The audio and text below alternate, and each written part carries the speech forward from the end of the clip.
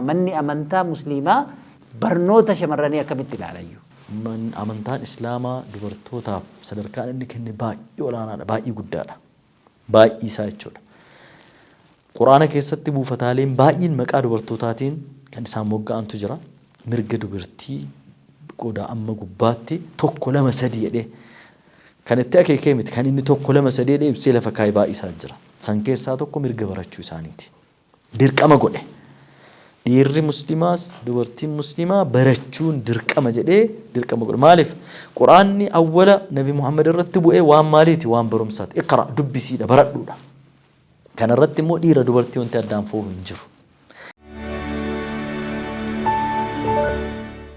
Manni amantaa musliimaa barnoota shamarranii akkamitti ilaalayu? Isa jalqabaa irraa ka'uudhaaf kanuma sila kaasee more underline gochuudhaaf waa'een amma ummata Oromoo amantaadhaan akka hin qoodamne gochuun baay'ee barbaachisaadha. Hunduu amantaa mataa isaa qaba. Kana tamma seenaa kaastee kan akka Shinnigatti wanti ta'e yoo fudhatte barumsa guddaadha wanni sun. Warra musliimaas goraa jedhanii warra kiristaanaa jennaan walumaa wajjiniin bahanii qabsuudhaaf walii wajjin wareegamne jedhanii walii wajjin wareegamanii. Kuni seenaa yoomiyyuu irraanfatamuu hin qabne jechuudha. Dhaloonni amma jirus ta'ee dhaloonni of dura dhufus seenaa kana barataa waliin jireenyi amantaani waan ruuhiiti. Waan hafuuraati jechuudha waan lubbuu keetiiti. Kun ammoo waan dhiiga keetiiti. Kun waan waaqaaf nama gidduu jiru, kun waan lafarra jiru. Wanni sabummaa, wanni walummaa kun jechuudha. Kanaaf uummanni Oromoo Oromoon amantaa hundinuu Oromiyaa keessa jira. Kiristaanni jira, Muslimni jira, waaqeffataan jira, kan biraatis jira jechuudha. Kan nuti hin beekne. Jechuun waan hunda beekne inni Oromiyaan bal'aa waan ta'eedhaaf jechuudha. So amantaa hunduu dhuunfaatti qaba, Oromummaan waliin qabna. Dirqama ati Oromoo taatee dirqama Musliima ta'uu hin qabdu, hundi keenya dirqama hundi keenya kiristaana ta'uu hin qabdu. Oromoo garuu hundi keenya Oromoodha. Dhiiga keenya jijjiiruu hin dandeenyu jechuudha. Kanaaf bakka kanatti of eeggannoo guddaan godhamuu qaba.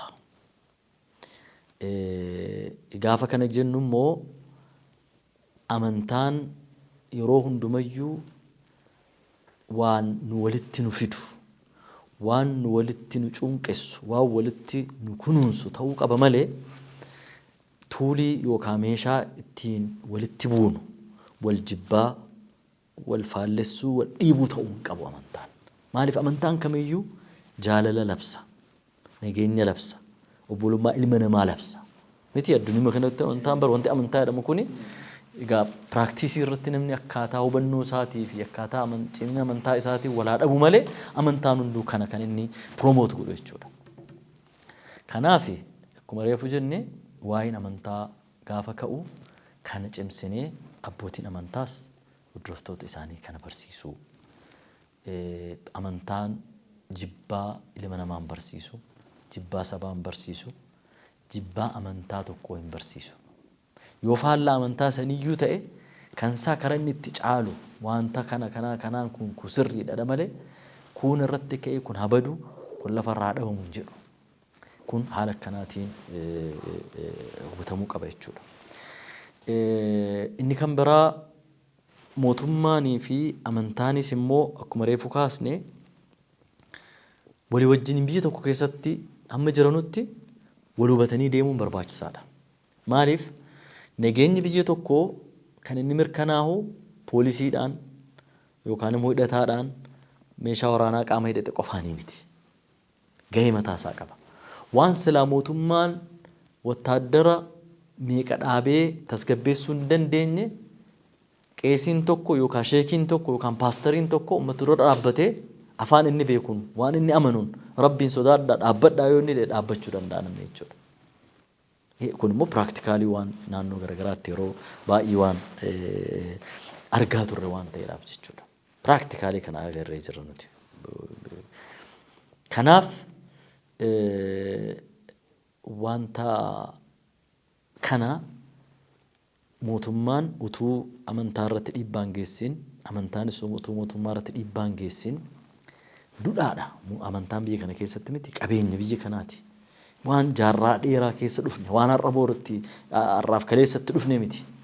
Qabeenya barumsa heriteejii hambaa wantoota baay'eetu bakka sana jira jechuudha. Amantaalee baay'ee keessa jechuudha. Amantaa musliimaa fudhattee amantaa pirootestaantii ortodoksii yoo fudhatte idimeen isaanii yookaan eejiin isaanii umriin isaanii walaa dhabu malee hunda birayyuu qabeenya gurguddaa jira jechuudha. Qabeenya sammuu jira, qabeenya uumamaa jira, qabeenya namaa jira jechuudha. Kana walii wajjiniin wal simachiisanii wal deeggaranii mootummaa wajjiniinis wal hubatanii mootummaan isaan hubatee gaafii isaanii qixa sirrii ta'een deebisee tokkorra osoo hin caalchisin.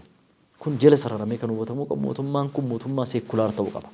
Seekulaar gaafa jennu amantaa hundarraayyuu distaansii yookaan fageenya wal qixa ta'e irra jiraachuu qaba. Tokko bobaa jala kaa'atee tokko immoo achi dhiibuu hin qabu jechuudha. Tokkoof hoogee tokko immoo waan biraa gochuu hin qabu jechuudha. Tokkoof hoogaa tokko loogiidhaan hojjechuu hin qabu. Kanaaf as much as possible mootummaan hundaafuu opportunity wal qixa ta'e kennee itti dhiyeenyi isaas wal qixa ta'ee yoo deeme tokkoffaa mootummaan gama sanaan nageenya iyyuu argata jechuudha. Complicationin hin jiru, mufaatiin hin jiru, gaafiin garagaraas hin ka'u. Qaama kana yoo distaansii yookaan irraa fageenya qixa ta'e tokko gaafii isaanis qixa sirrii ta'een qixa wal qixxume qabuun qixa oftoomina qabuun yookaan deebisa ta'e iddoo hundatti ija wal qixxummaatiin kan isaan ilaalu yoo ta'e ummata kana garee guddaa tokko nageenya argata. Amma fakkeenya har'a fudhadhu. Ummanni muslimaa otoo akka kaleessaa yeroo ammaa kana keessatti warraaqsa keessa jiraate ta'e sochii adda addaa godha ta'e hammam tokko mootummaan gara kanaan wantoota kiraayisisii adda addaa keessa jira hammam tokko ba'atte ta'a. Har'a garuu gara kanaan hafuura baafatee jira boqotee jira jechuudha. Gaafiin qabu uummanni kun jechuudha. Kaan gaafiin qixa birookiraasiitiin gaafii seeraatiin instituushiniidhaan kan gaafatamaa deemu waan ta'e jechuudha. So kanaaf instituushiniin mannoolee amantaa kuni gurguddaadha. Uummanni achi jira. Uummata amma fakkeenyaaf masjiida yoo fudhatte imaamni masjiidaa uummata naannoo sana jiru guyyaatti 5 argata. 5 jecha tokko yoo inni 5 itti himi hammam tokko isa keessa gasseenuu danda'a.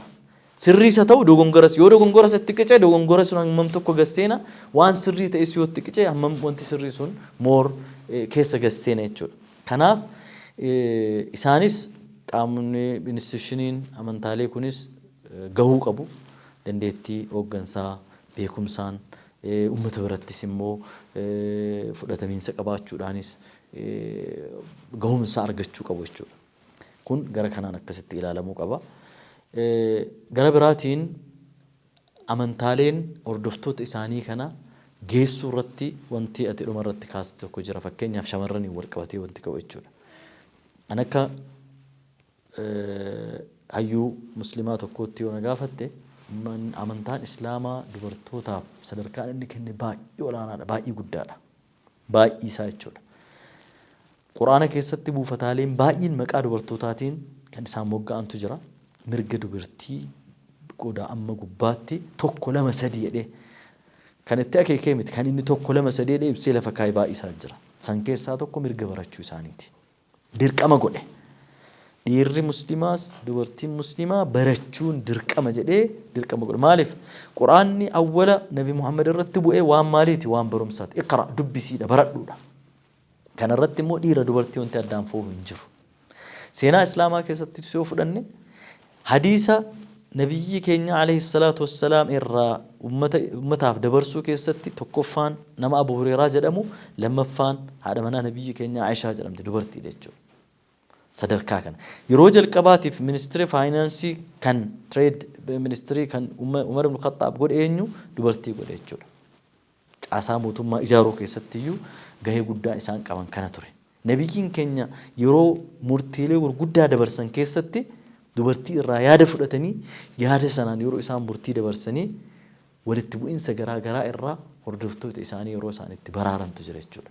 Kanaaf biyya tokko tokkotti yookaan immoo gareen adda addaa ka'anii waa'ee barumsa shamarraniitiin wal qabatee wanti jedhamu kun yookaan wallaalumarraa yookaan political drivenidha yookaan aadaadha malee amantaa miti.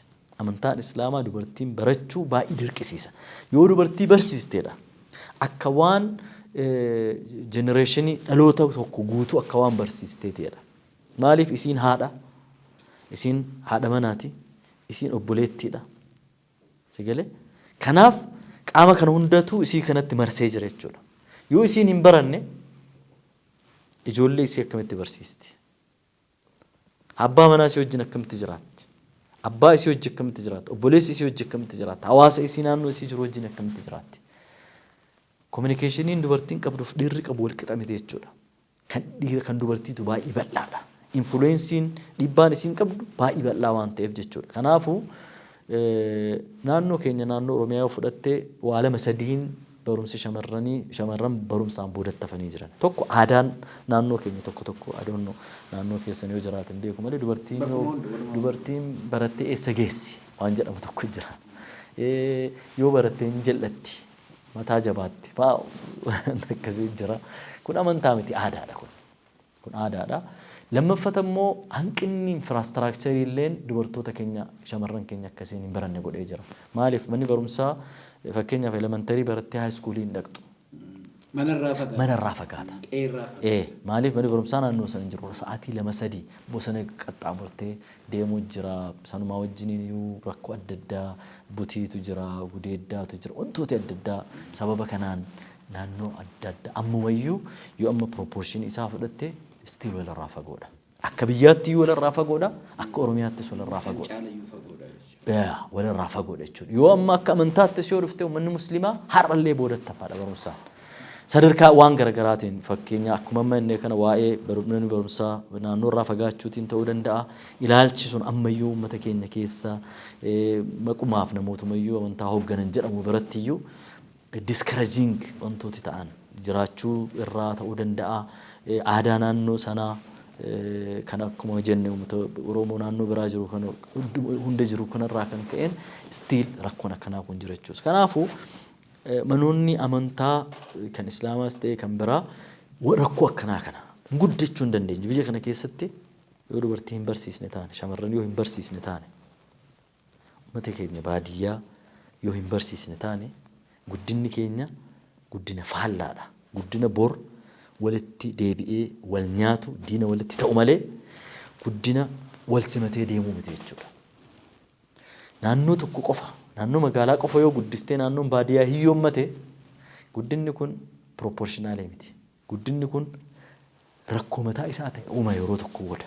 Yeroo amma ta'e booda waa wahii akka nama boombii wahii fanjii wahii qabaree yeroo booda waan fanadda'u malee sustainable waan ta'u miti. Sustainable ta'uudhaaf barumsi nuti barsiisnu kunillee quality isaas ta'ee qulqullina isaas ta'ee walgahiinsaanis haa ta'u uffisuudhaanis haa ta'u proportional ta'uu qaba biyya kana keessatti. Uummanni Oromoo irra guddaan eessa jira? Baadiyyaa jira. Finfinnee kana keessa parsantii meeqa jira? Daataa isaa meerii irraa gaafannee fudhachuu dandeenya xiqqaadha. Sigalee eessa jira guddaan isaa? Baadiyyaa jira. Urbanized miti uummanni keenya. Magaalaa hin jiru. Uummanni musliimaa yoo haasofnu gaa kanuma waluma qixa haasa'aa jirra kana jechuudha. Urbanized miti. Kanaaf biyya kana hin jijjiirre yoo jenne barumsa shamarranii barumsa uummata keenya baadiyyaa akka waliigalaa irratti socho'u kana keessatti mootummaa qofa teenyee eeguudhaanii miti. Maal qabaa bataskaanni tokkoon isaatiin tokko yoo elementarii wayii ijaare inni itti aanu immoo yoo ka'ee sadarkaa lamaffaa ijaare inni kaan yoo haayiskuulii ijaare mootummaan yuunivarsiitiin ijaara. Kanaafuu kanarratti xiyyeeffannee hojjechuu qabna. Akka majlisaatti yaa majlisni akkuma si kaasuu yaaletti yeroo dhiyoodha haala kanaan kan inni qindaa'ee caaseffamee socho'aa jiru. Kanumatti dabaltee deebistaa. Egaa akka qabsoo keessa turtanii amma immoo gorsa pirezidaantii majlisaallee taateerta. Gaafiin isin yeroo san gaafachaa turtan gaafiin uummanni musliimaa gaafachaa ture suni deebii argateera. Gaafiin gurguddaani. Uummanni illee akkasitti nu deebi'ee fudhata. Een fudhata. Namni gaafii qabna jedhu as ba'uu danda'a arras. Garuu ati I challenge. Maaliif gaafiileen kuni tokko diteeliini jaarmeechatu itti deemee sirreessaa deema. Inni gaafiin guddaan jaarmeenyi kun jaarmeya labsiidhaan dhaabbate ta'uu qabaadha. Jaarraa walakkaadhaa oliif gaafiin zamana Hayila Sillaasee irraa ka'ee gaafatamaa ture.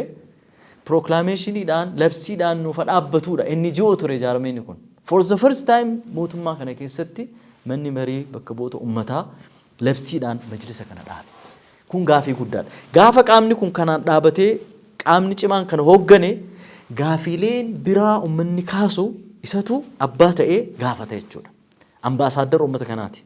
Biyya keessattis biyya alaattis. Kanaaf uummanni ammas gaafiin jiru maali? Gaafii birookiraasiiti. Amma fakkeenya simple example. Itoophiyaan Airlines irratti dubartiin shamarreen mataa isii shaashii uffattee paayileetii ta'uu hin dandeessu. Hoostasii ta'uu hin dandeessu. Yeroo darbe mana mariitti daawwiidhaaf dhaqnee gaafii kanatti ka'ee ture. Bakka kun seera lafa jiru yoo seerri kun jijjiirame malee nama wayiitu kaasee warruma muslimaa bakka bu'oota mana marii uummataa keessaa anamma mucaan koo paayileetii ta'uu barbaaddi hijaaba uffattee ta'uu barbaadannaan yoo paayileetii ta'uu barbaadde hijaaba si achi keessee dhufti malee akkanumatti si'oon kalla ifaan dubbate. Kana amma kan deebisuu danda'u maal eenyu? Majlisa. Majlisni seeraan dambiin kun akka inni jijjiiramu seera mataa isaatiin adeemsa mataa isaatiin gaafatee addunyaa irratti garuu jiru muti jira. Maaleeshiyaa fudhachuu dandeessaa, Kwaataariin fudhachuu dandeessaa, even amma biyyoota gurguddaa keessatti jechuudha. Kanaafuu biyya biraatti dargaggaatti asitti wanti dhoowwan jiru. Hojiin suni hojii san irratti dhiibbaa fiduu hin danda'u jechuudha. Hin danda'u wanti beekamaadha kun bakka. Indoneeshiyaa dhaquu dandeessaa, Maaleeshiyaan Airlines dhaquu dandeessaa, Kwaataariin dhaquu dandeessaa. Paayileetii ta'anii not only hostesses paayileetii hijaaba uffatanii kan addunyaa irratti aeropilaanii balaliisaa jirantu jira jechuudha. So gaafii akkanaa faa kaasa uummanni jechuudha. Gaafii fakkeenyaaf mana barumsaa hijaaba uffannaa kanaan wal fakkaatu ka'a. Kana eenyu deebisa? Eenyu gaafata? Institution gaafata. Amma gaafiin institution to institution ta'uu qaba jechuudha. Uummanni gadi bahee anyway nu deebi'eera. Gaafiin deebi'e. Amma gaafii gurguddaa deebi'e. Gaafii gurguddaa deebi'een si ibsa. Gaafii gurguddaa deebi'e keessa gaafii institution independency kan majlisaati labsiidha. Financial institution independency dha. Waa'ee baankii faayinaansii wal qabatee wanti jiru kana waa'ee awwaliyaatiin wal qabatee waan jirudha jechuudha. Baay'ee wanni nama gammachiisu Oromoonni karaa Oromiyaa Musliimonni Oromiyaa keessa jiran baankii lama dhaabaniiru amma. Jiran illee I think Oromoodhuma keessa baay'ee. Oromoo qofa ta'uu ni danda'u. Raamis jira. Raamis jira. Yes. Amma mana kun jijjiirama guddaadha. Maaliif soosaayitiin suni biizinasii kana financial inclusion waan jedhamu kana duraan argachaa turre jechuudha. Injiru marginalize ta'e. So lammaffaadha kuni kan biraa. Sadaffaan immoo waa'ee awwaliyaatiin wal qabatee kan jiru inni kan biraa inni guddaan yeroo sana keessatti ka'aa ture amantaan mootummaan amantaa keessa galee kana filadhaa kan hordofaa kan hordofina hin jedhinidha. Amma garuu amantaan mootummaa keessa galaa jira jechaa jira. Kanaaf gaafiileen amma yeroo sana ka'anii gaafiin hin deebine hin jiru. Gaafiin fakkeenyaaf adeemsa keessa deebi'aa dhufantu jiru. Gaafii lafaa wal qabatee lafa masjiidaatiin wal qabatee Finfinnee kana keessatti kaartaa masjiida muraasatu qaban turani. Amma dhufee majlisni amma jiru kun tokko tokkoon sanada itti sanadee faayilii isaa sirreessee maal godhee sirraani kun baay'een isaa sirraa'ee jira. Gaariidha waan biraa sii kaasa akkasuma uummata fageenya teenyee gaafa laallu wanni wal falmisiisan waan fakkaatan tokko tokkotu jira. Tokkoffaan uffannaa wajjin waan wal qabateedha. Hijaaba fi niqaaba wanni jedhamu kuni I think hijaabni fuulli kee mul'ata niqaabni immoo amma bakka tokko halaala taatee waggaa laaltu mana barumsaa keessatti namni fuula yoon mul'anne ta'e rakkisaa fakkaata. Ani gaafa garuu asitti gaafachuu anan barbaade maalinni seerri amantichaa kam dirqama godha? Amma gaafa kanatti as deebinu gaafiin achii miti gaafiin tokko. Gaafiin maali? Rakkoon kun kan uumame ministeerri barnootaa ka'eetuma uffannaa kana ofumaa isaatii koodii dressing koodii mataa isaa baase otoo uummata musliimaa hin mari'achiisin otoo dhimma qaamni kun ilaalatu hin mari'achiisin jechuudha. Kana hundumaa shaashiis naxalaas maaliis baan godhe. Qabsoon immoo as dura godhamaa ture tokko keessaa maali shamarran musliimaa akka hin baranne wantoota godhan keessaa tokko maali inni sirnaan hijaaba isaanii uffatanii mana barumsaa akka hin dhaqne godhamuudhaani. Sun amma fooyya'ee jira. Hijaabni akka walii galaati. Amma controversial kan ta'e maali? Niqaaba uffannee fuula keenya shaffannee gallaa hin galtanuudha. Kanas ministeerri barnootaa seerri mana mootummaa seerri heerri mootummaadhaa mirgi amantaa hundiyyuu akka kabajamu labsee jira miti. Mirgi kun akka kabajamu gaafa godhu kamtu uffannaa sirriidha kamtu sirrii miti kan jedhee kaachuu qabu abbaa amantichaa kana malee ministeera barnootaa miti. Ani asirratti kaasuu nan barbaade wanni tokko seerri tokko fooyya'ullee irra jira jedhee namanaan yoo feasible ta'e yoo hojii san irratti gufuun taane tan fakkeenyaaf amma sila automaatikaalii sirraa fudhan paayileettii ta'uudhaaf erga ija kee wannoo siin hin jenne hijaabni hojii san irratti gufuun uumuu jechaadha. Anamaanan jechuu barbaade maalinni seerri jiraa hin jiru odoon ta'in seerrichi suni nama hojjechiisamuun hojjechiisu wannumti jechaa amma kan anan jechuu barbaade maaliif fakkeenyaaf amma waa'ee ija mul'achuu dhiisuun kuni amantaa keessatti akkamitti ilaalama? Akkamitti ilaalamaadha. Lammaffaan immoo hojii irratti dhiibbaa hin fide jettanii amantuu isin humtiyyuu. Nuti loojikaal waan ta'e isin humtiyyuu fudhattu jedhee waan amanuuf. Look, nu amma niqaaba uffatanii waajjira mootummaa gurguddaa namoonni jiran jiru biyya kana keessatti niqaaba fuula isaanii kan shaffan hojjetanii. Biyya addunyaa kana immoo yoo dhaqxe immoo addunyaa kana irratti biyyoota gurguddaa akka Ingilizii dhaquu dandeessa Ameerikaan niqaaba uffatanii iddoo gurguddaa dubartoonni hojjetan jiru. Hojii irratti dhiibbaan hin uumu jiru. Mana barumsaa garuu yoo dhaqne wantoota sensitiif ta'an tokko jiru. Identiitii namaa addaan baasuun qormaata gaafa fudhattu gibbii gaafa seentu niqaaba uffatee tokko dhufee qoramuu danda'a. Sanas deebiitti kennuu hin dandeenya. Amma akka kaane yoo amma waluma falmuudhaaf yoo taate maal laksiin hin jedhu siin jechaan jiru qaamuma kana dhowwuyyuu noo maal dubartii fattashistanii galchitanii yoo teessanii waat jechuu dandeessa. Kun akka in jeneraal yoo haasofne jechuudha. An garuu an akka ilaalchi amma niqaabni fuulatti uffachuutii fi jilbaaba uffachuu ilaalcha interpreteeshinii amantaa keessatti interpreteeshinii lama jira.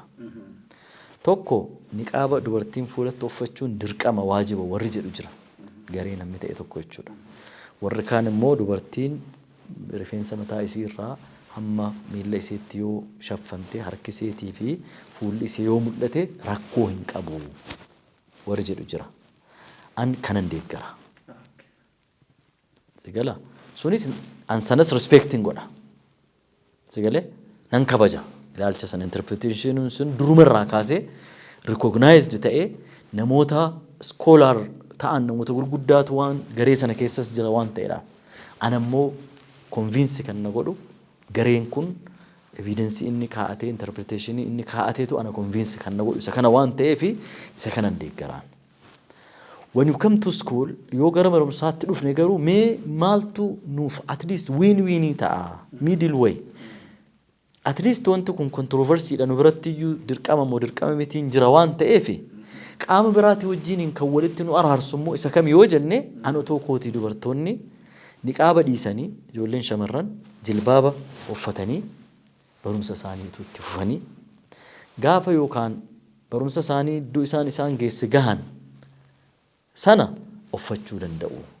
Amma still waa'ee nageenyaatiin wal qabatees waa'ee barumsa hordoffii barumsaatiin wal qabatee manni barumsaa amma ishuu gurguddaa kaasan uffata sana uffatanii gaafa jedhan harki isaanii maal isaanii mul'atu fatanaa tokko hojjetee tokko dabarsee ishuun akkanaa inuma ka'a.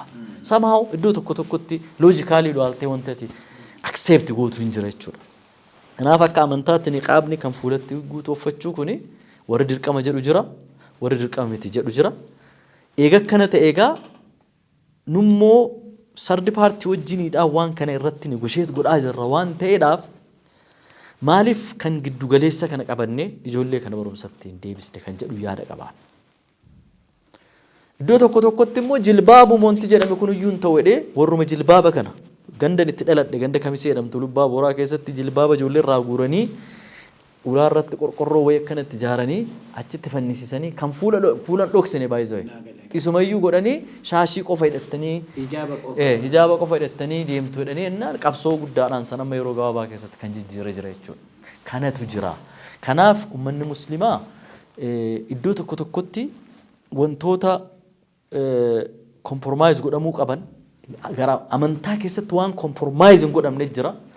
Waan godhamu nullee an jechaa jirru amantaan maal jedha irraa yes amantaani yes amantaan hijaaba dubartii jilbaaba ajaje jilbaabni kun kan fuula dhoksu moo barreeffamaan an taa'e kamidha kan taa'e amma kan fuula waan fuula isiitiif harka isiitiin ala jiru malee jedha warri kaan immoo kanuma interpretation kan extend godhaniit fuulli mul'achuu qabu warra jedhu jira fuulli harkis mul'achuu qabu warra jedhu jira jechuudha kun evidence mataa isaa danda'e hundinuu kitaaba mataa isaa danda'e wal irratti barreessee kun kaan irratti deebii kennee waan jaarraa dheeraa irraa ka'ee as dhufe waan ta'eedhaaf kana qofa sirriidha waan jechuu dandeenya. Hordoftoonni keenya akka nu hubataniif nullee waan kana kaasaa jirru seera amantichaa keessatti gallee borcuudhaaf odoon ta'in wanni kuni karuma jireenya addunyaatitti dhufee wal falmii keessa waan galeef kaasaa akka jiru. Yes injira amma warri niqaabni sirriidha dirqama jedhee niqaaba uffatu akka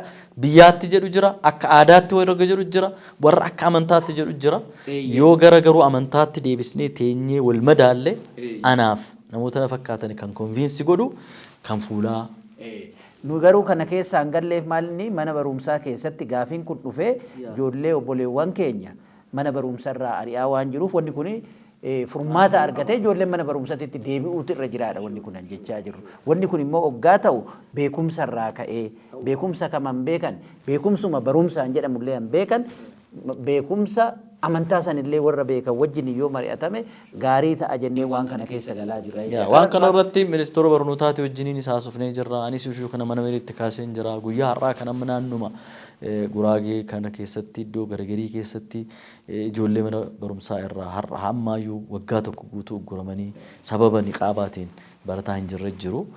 Kana warri nu dhagahulleen as much as possible ijoolleen kun akka mana barumsaatti baay'ee afaan amaariffaatiin marii kana gooneerraa afaan amaariffaatiin amansiise fakkeenyaaf waa'ee salaataa amma kana eenyu fooyyessuu jira ani amma salphaadha yeroo boqonnaa sa'aatii salaataa manni barumsaa hubatee wal hubannoodhaan waan godhamu danda'ama jedhee namana yeroo salaataa fi yeroo boqonnaa san adjastii godhamee amma fakkeenyaaf gaafa jimaataa duraanii sa'aatii 6 irratti bahama amma 5 bahamee 7 galama wanna tokko dhiibbaa ummata jechuu hojii irratti hin finne garuu ummanni musliimaa akka gammadu godhee haala akka mijaa'uuf godhee biyya jechuun immoo akka manni gammadu gochuudha kanaafiyyuu ani mana barumsaa kanallee akkanatti furmaata argate sa'aatii san irratti boqonnaan akka ta'u godhanii daqiiqaa 15 adjasti gochuun hin danda'ama uumaa waan nama rakkisuu muti kun baay'een isaa sa'aatiidhuma boqonnaa sana sa'aatii salaataaf ta'u as butanii pereedii tokko as butanii achi butu waanuma danda'amu jechuudha akkuma jedhames immoo waan baay'ee mujaa'uu hin danda'an kara dhumaatitti deemaa jira.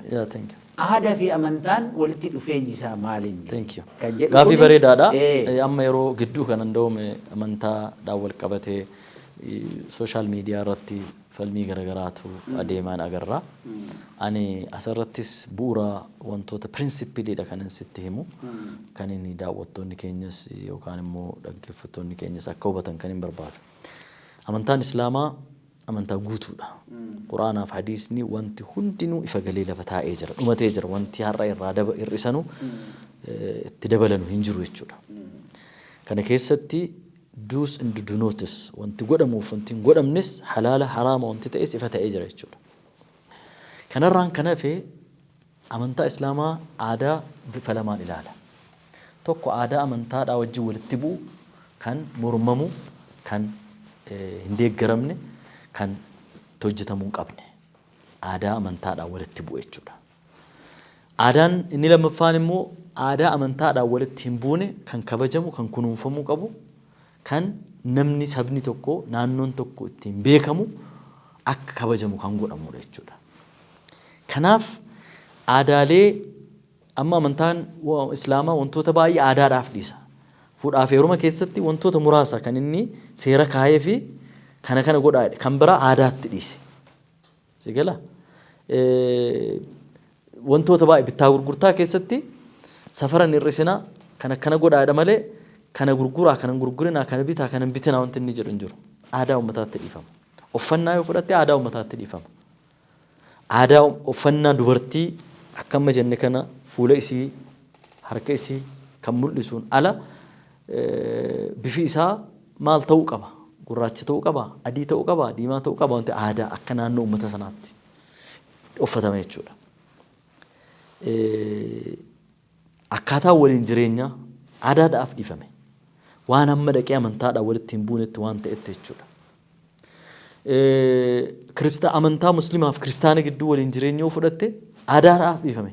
Amma dhaqee amantaa islaamaa waan cabsu hin taanetti wal gargaaruun, walitti adeemuun, walii kennuun, irraa liqeeffachuun, walitti gurguruun, walirraa bituun akka aadaa naannoo sanaatti dhiifame akka eegamu godhame jechuudha. Akka kunuunfamu wantoota godhaman keessaa kana.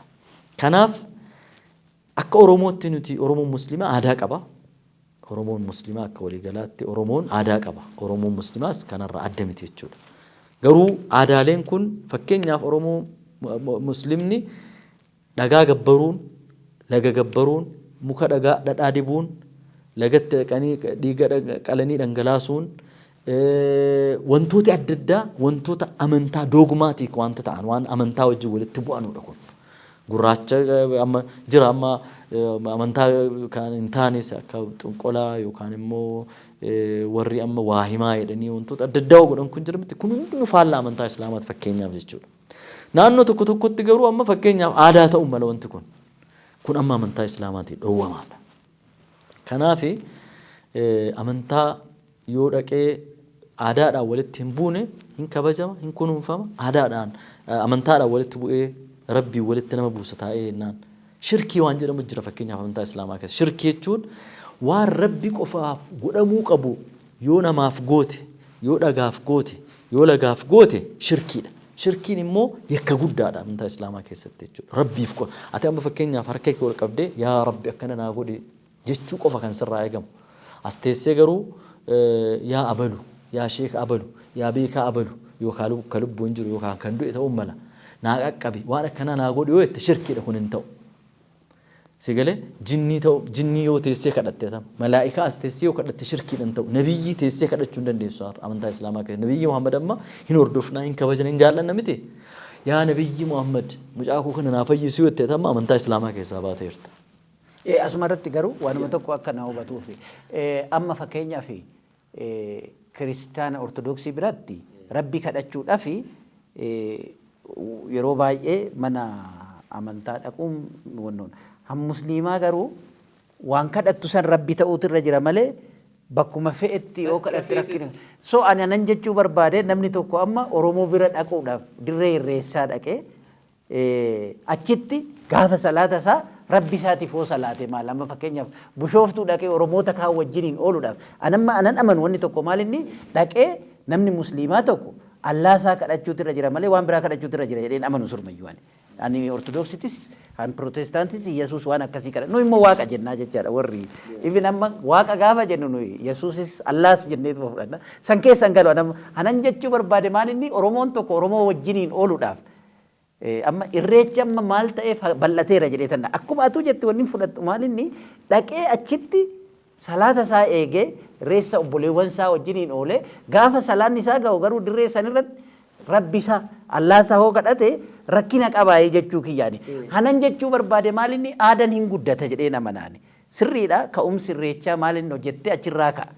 Oromoonni mtuyyuu immoo baay'een keenya waggaa dhaqnullee wanni achitti jedhama waaqa jenna malee waaqa gaafa jettama Oromoo nama fakkeenyaaf naannooma jiddu galeessa kanatti rabbi jechuunii fi waaqa jechuun interchange comfortably geeddarra booda garuu waggaa laallu rabbi kuni maybe afaan arabaarraa dhufuu danda'a laata jedhee yaada garuu iyyuu amma bakkuma baay'een kiristaanni jirus haa ta'u kana keessatti rabbi jenna malee rabbi jenna baay'een keenya iyyuu waaqallee jenna garuu rabbiif waaqa jechuu homtuu jiru anan jechuu barbaade amma anan jechuu barbaade maal inni ka'umsi isaa waan fe'e ta'uu danda'a irreechi weel sanuma achis dhaqee garuu Oromoon himtuu yaa rabbi jedha anan jechuu barbaade maal inni irreechi kuni sanirra darbee ka'umsi sun sana ta'u maleedha aadaa Oromoo ta'eeraa jedhee nama nama yoo akkamatti jette kana aadaa ta'e akkasuma malee ani amma fakkeenyaaf odoo duuti bade musliimni tokko dhaqee achi jalatti akka beeta kiristaana amma fakkeenyaaf anama idii dhaquudhaaf nan dhaqa inni waamamna iyyuu baay'ee waamamuu jechaan eessatti amma gaafa keessattuu amma dhiyeenya kana dhufe isteediyomitti masqala addabaabayaan jedhamu sanitti taphoota addabaabayee bakka jennu sanitti calqabame sun amma ani wanni itti gammadu keessaa tokko dhaqee gaafsa achitti wannu yoon san godhu garuu rabbi tokkuma jedhee namana suni waan biraati garuu comfortable hin dhaqaa namni jechuun kiyya maalinni gaafa nan dhaqu garuu musliima achi yoon galan musliima jedhee ofii waamusi garuu comfortable dhaqee achi sheerii godhee obboleewwan kiyya wajjiniin oolee on dhufu hatiyaatas jedhee ilaaluu jechaadha anan jechuu barbaade maalinni irreechumtiyyuu wannoo irra darbinee hin jedhe. Amantaarra hin darbinee. Dhiifa manaa godhiiti gaaf tokko achi dhaqee ani hirree jechi baay'een gammada bushooftuu dhaquudhaaf garuu bakka bishaanii san dhaquudhaaf sirmayyuu na wannoo godhe achi dhaquu dirree san irra dhaquudha malee. Achis dhawaanan dhaqeef addatti rabbiin na dhagaa jedhee tiimote nan dhaqu. Garuu Oromoota wajjiniin Oromummaa keenya sananii waliin bakka naan geenye kuni aadarra darbeera jedheen amanaa jechaadha. Kan hon jedhu garuu amantaa warri godhan immoo isaan illee rispeektii gochuuf nurra jira. Musliimni tokko amma achi dhaqee waan kun bakka biraatitti waliin dhaqnu wanna itti sagaddan jiru muti achumatti gade jedhee rabbi isaa hoo sagade maal rakkina qabaa jechuudha. Thank you. Kuni akkamatti dhumarra kaaste otoo alaalcha ammati jette kanaan hundi walqixa hubatee ilaalate rakkoon qabaatu. Irreechi bari nu deeggaraa turre yeroo irreechi dirree siyaasaa dirree qabsoo iddoo itti uummanni Oromoo ergaa walii itti dabarsu yeroo inni itti ta'etti deeggaraa turre. Even yeroo amma yeroo jalqabaatiif Finfinnee keessatti akka inni kabajamu qabsoon godhamaa ture horii baasnee musliimnitu godhe karaa ani kallattii karaa sulultaa karaa ashawaa meedaa nu fudhate garee keenya fudhate fasiliteet goonee nama akka inni achiin dhufu akkatti keessummaa goonee chaalenjii gurguddaa keessa dabarre. Nu garuu sana kan gooneef tokkummaa Oromoo eeguudhaaf yeroo keenyatti wareegamnee horii keenya baasnee qallee amantaatti amanneeti miti. Maaliif yeroo sana keessatti falmiin Finfinnee irratti nuti qabnu karaa itti nuti mul'achuu dandeenyu keessaa tokko waan ta'eef jechuudha. Irreecha garuu amma yoo wanti hundinuu iddoo isaatti deebi'ee jedhu really amma meeseejiin siyaasaa inni qabu samaawu akka kaleessaatii miti. Akkamiteetti kan ammoo utuu beyond amantaa bira achi darbee iddoo Oromoon itti tokkummaa isaa itti wal dubbisu itti walitti dhufu uffannaa aadaa isaa itti walitti agarsiisu wal bohaaree walii wajjin taphatee galu otoo ta'ee jennaan stiil rakkoo tokko hin qabu. Gochuus nurra miidiyaaman. Eega amma immoo qaama garee biraa jira garee waan kana nurkaa baasaa jirtu dhimma amantaa keenyaati jedhanii godhantu jira. Yoo kana kan jedhamu ta'e immoo maali? Amantaa keenya keessatti fakkeenyaaf iddoo itti rabbitti yakutoomsamutti shirkiin hojjetamutti argamuu nu dhowwaadha. Sigalee kanaaf yookaan jira achi fiduu qabna yookaan nuti irraas deemu. Anyway mariin barbaachisaa kan biraati wanni tokko maalinni ani sirba baay'een jaaladha. Keessattuu sirba warra Harargee akkuma maraatti. Baay'een jaaladha. Jaalachuu jechaan warra Harargee sirbayyuu natti hin fakkaatu amma malee warri karaa biraa kun godhate. So sirbaaf amantaa dhumtiyyuu akkamii jedhu kana akkami sirbaaf amantaa. Kunneen issue controversial. Alii dhabuudha amma na dhukkuba amma irree hiyyeessa jechi warra akkasiisan amma fakkeenyaaf jijjiiru baay'ee wallistu Adam Haruun. Amantaa keessatti maali amantaa Islaamaa bar amantaan Islaamaa guutuu wanti isin jedheef kana. Amantaa Islaamaa keessatti sirba jimmaa amma fakkeenya suni badee jechi maal ta'a? Balleessu tun ta'initti akkuma reefu isin jedhe amantaa Islaamaa keessatti aartiin akkamitti ilaalamaa irraa ka'uu isan gaafachaa jira. Thank you. Bakka guddaa qaba aartiin. Aartiin gosa hundi isaayyuu diraamaa ta'uu danda'a, sirba ta'uu danda'a, walaloo ta'uu danda'a, maali amma bifa asoosamaatii wanti dhiyaatu ta'uu danda'a. Aartii wanti jedhamu kuni Islaamummaa keessatti gahee guddaa qaba, bakka guddaa qaba, qooda guddaas qaba. Sochii keessatti, qabsoo keessatti, waraana keessatti, wantoota adda addaa keessatti jechuudha. Kanaaf ummanni tokko aadaa inni ittiin beekamu keessaa tokko wantoota akkanaa kana hin kabajama amantaa islaamaa keessatti. Amma fakkeenya reefu yeroo afaan Amaaraatiin dubbannu kaasee jirra. Masjiida Nabiyyi keessatti Habashaan guyyaa Iidaa eeboo qabatanii sirbaa turan. Sirba Habashaa kana ka olu taalanii akkana godhan kana jechuudha. Kan akka Oromoon Shawaa kun amma olu taalanii godhan kana. Imeejii gaafa godhu kana natti fakkaata. Hin dhoowwine Nabiyyiin sahabaa keessaa namni tokko dhufee akka mormii kaasan noo Habashaa aadaa isaaniitii dhiisii. Kunillee waan maayinni yusii amantiin waan akkanaa kan akka inni itti rikognaayiz godhee akka inni kunuunfamu godhu jechuudha.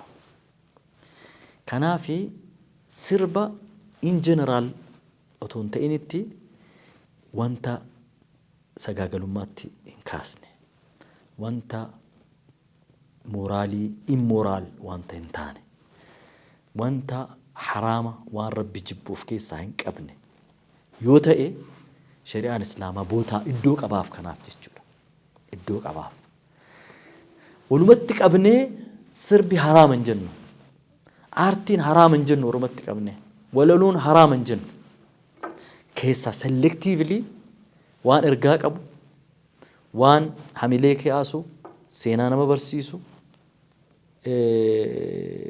aadaa ummata tokko kan calanqisu waan gara sagaagalummaatti gara saalqunnamtii hin taanetti amma sirboota tirash ta'an dhageessanitti amma waanuma qubna gar firii tokko kan of keessaa hin qabne sirba afaan garagaraatiin sirbaman baay'eetu jira. Kana hin morma amantaa islaamaa keessatti. Aartiin garuu akka walii galaatti kallattii garagaraatiin amma bifa manzuumaatiin bifa gurguroodhaan kana afaan oromootiin maal akka jedhaman beeku bifa kanaatiin wantoota dhiyaatan kuni amantaa islaamaa keessatti highly respected.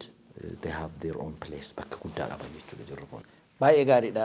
Hordoftoota keenya Ustaaz Kamiil Shamsuu wajjin wanni goone gabaabaadha. Dadhabsines har'aaf nugaa inni waan dabaloo jiraate garuu carraa yaada kennaafi waan dabaltu qabda. Waan gabaabaa actually waa'ee nageenyaa yeroo hunda dubbachuu barbaadaan iddoo hundatti. Oromiyaa keessattis adoon nugaa irra guddaan namni afaan kana dhaga'u uummata Oromooti uummata Oromiyaa keessa jiru waan ta'eedhaafi afaan biraatiinis dabarsinee jirra. Biyyi kun biyya hunda keenyaati. Biyya bal'aadha hunda keenyaaf gaha. Qabeenyi ardii irra jiruu fi ardii keessa jirus hundi isaatu bal'aadha hin tuqamne. Wanti wal nu ajjeechisisu hin jiru. Aangoo taa'e immoo taraadhaan darabeedhaan dabareedhaan kursii atamma irra teesse kan ate taayiman dhufee bakka sana taa'uu hin danda'u. Garuu yoo kaate walii galteedhaan yoo kaate yookaan kara biraatiin yoo kaate immoo bakka kana taa'uu danda'a. Nageenyi gaafa boora'u rakkoon guddaan hawwalii keenya caalaa kan dura rakkoo kanaaf kan saaxilamu daa'imman rakkoo kanaaf kan saaxilamu qabeenyaatu qisaasama lubbuu ilma namaa qaalii rabbiin kabajee uumetu darba irreplaceable lubbuu waan qabeenya bakka buusuu dandeessa lubbuu ilma namaa garuu bakka buusuu hin dandeessu. Kanaaf naannoo Oromiyaa naannoo Wallaggaa fudhachuu dandeenya. Shawaa kana naannoo garaagaraa fudhachuu dandeenya. Gujii Booranaa fudhachuu dandeenya. Nageenyi boora'uun uummata keenya baay'ee miidhaa jira. Sochii dinagdee isaanii miidhaa jira. Baanii galuu irratti dhukkuboota isaa ta'anii iddoo tokko keessanii yaallachuu keessatti qotatanii waan qotatan kana kunuunfatanii haramatanii funaanfatanii galchuu keessatti buna waan baay'ee dhagaa tokkoon isaa keessan galu. Kanaafi maaloo Oromoon aadaa qaba. Oromoon duudhaa qaba. Safuu qaba. Gadaa qaba. Abbootii amantaa qaba. Manguddoo qaba. Rakkoo keenya kana utuu qaama kanaa wajjiniin teenyee mari'annee lubbuu uummata keenyaa kana baraarre eenyu yoo ta'e yoo aangoo qabatte yoo uummanni jiraate yoo biyyi jiraate dhuftee aangoo qabatte biyya kana hoogganuu dandeessa. Uummata hin jirre uummata manca'e dinagdeen manca'e barumsaan manca'e sammuun isaa baraa ta'e manca'e dhuftee yoo hooggante bu'aan ati argattu hin jiru. Kanaafi kan ajjeesus nuyi kan du'us nuyi. Gara lamaanuu kan du'u ilma Oromooti. Keessattuu naannoo Oromiyaa fudhanne jechuudha. Kanaaf waa'een nageenyaa kun nageenya booressuun xiqqaadha. Deebisanii tasgabbeessuun garuu baay'ee rakkisaadha. Kanaaf amma danda'ameen gara waraanaatti hafarsoo otoo hin ta'in, gara wal balleessuutti hafarsoo otoo hin ta'in, gara wal faallessuu xiiqii waliin qabuutti hafarsoo otoo hin ta'in, otoo gara nageenyaatti, gara mariitti, gara wal hubachuutti, gara win-win situation waan walii wajjiniin hirmaataniitti osoo wal waamnee, wal dhiibnee, wal kakkaasnee naannoo keenya kana nagaa goone. Qaamni biraa naannoo keenya kana dirree waraanaa gochuuf qaamni socho'u baay'eedha. Kanaaf mirga arganne kana waan ammattiidhuma amma arganne kana utuu wal waraannu, utuu wal faallessinu, utuu faallaa walii dhaabannu walii dhabuuf deemna. Maaliif waliin dhabnaa? Kan arganne kana irratti utubataa, qaawwa jiru duuchataa, ijaarrataa utuu deemne hin wayyuuhii. Kan jedhuun ergaa kana dabarsuu barbaada. Galatoomii baay'ee daawwattoota keenya Ustaaz Kamiil Shamsuu dhufee sa'aatii dheeraadhaaf afaan lamaaf ergaa nu dabarsaa ture ulfaadhu jechuun barbaada. Galatoomii baay'ee yeroo biraa immoo wannumti akkasii kun yoo dhufee deebinee sii bilbila yookiin bakka ati jirtu dhufna ofitti immoo asuma deebitee dhufuu dandeessa. Ammallee irra deebi'ee galatoomii jechuun barbaada.